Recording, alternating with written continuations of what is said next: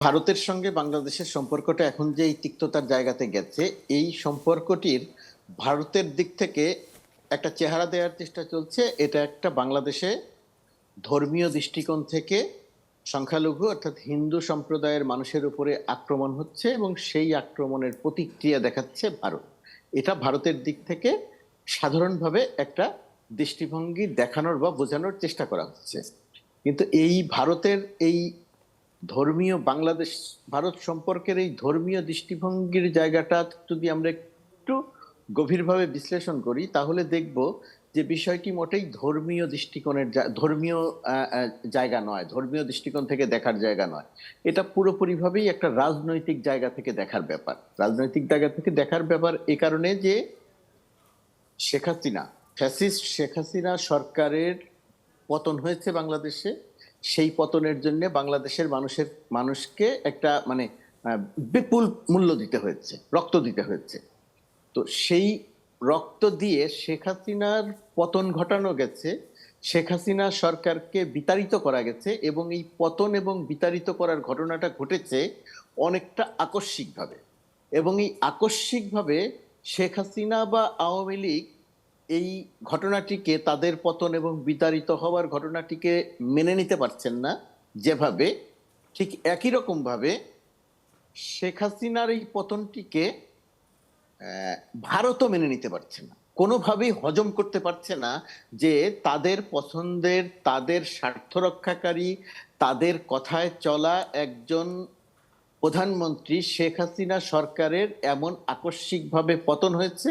এবং সেই পতন শেখ হাসিনা নিজে 2 দিন আগে পর্যন্ত বুঝতে পারেনি যে তার এরকম পতন হচ্ছে।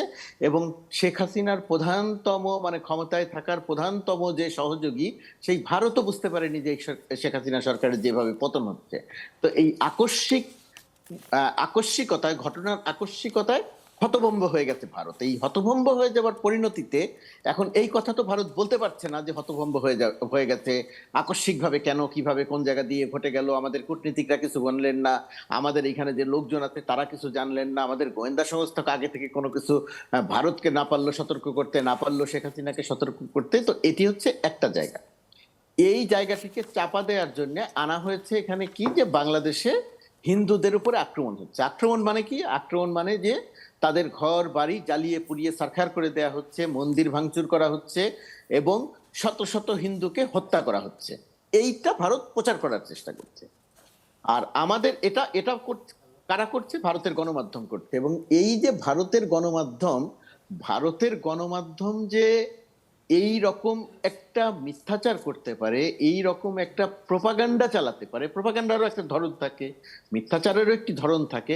কিন্তু ভারতের মিডিয়া, ভারতের গণমাধ্যম, ভারতের সামাজিক যোগাযোগ মাধ্যম, এমনকি ভারতের একেবারে মেইন স্ট্রিম গণমাধ্যম যে কোন প্রক্রিয়ার মিথ্যাচার করতে পারে এবং ঘটনার বাস্তবতার সঙ্গে সামান্যতম কোনো সম্পর্ক নাই, সেরকম ঘটনাকে, অসত্য ঘটনাকে সত্য হিসেবে উপস্থাপন করতে পারে, এটা ভারতীয় মিডিয়া এটা করছে। আর সরকার বা রাজনৈতিক নেতারা সেটাকে অবলম্বন করে রাজনীতি করছে। এবং সেই রাজনীতি করার একটা অংশ হিসেবে আগরতলায় বাংলাদেশের ডেপুটি হাই কমিশনে কি বলে যে আক্রমণের, হামলার ঘটনা ঘটলে, এটা তো নজিরবিহীন ঘটনা।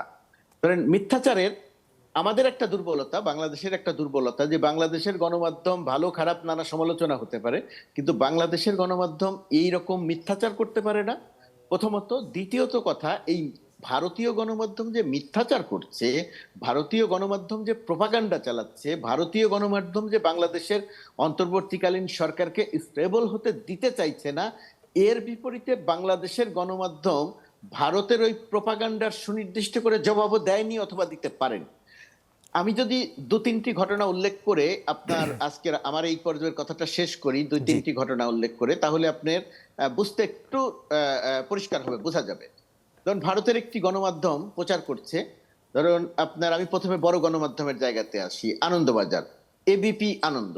এবিপি আনন্দ প্রচার করছে কি? এবিপি আনন্দ প্রচার করছে যে বাংলাদেশে শত শত মন্দির ভাঙচুর করা হচ্ছে, বাংলাদেশে কি বলে যে হিন্দুরা খুবই ভয়াবহ রকমের সংকটে আছে। সেখানে তারা বেশ কিছু মানুষের বক্তব্য প্রচার করছে। একজন যুবক বলছেন যে আমরা আতঙ্কে আছি, আরেকজন নারী বলছেন যে অনেকের উপরে আক্রমণ হয়েছে, আমরা শুনেছি কিছু দেখিনি, একজন বলছেন আমরা ভালো আছি কিন্তু অন্য জায়গায় আক্রমণ হচ্ছে, এই রকমের কথা।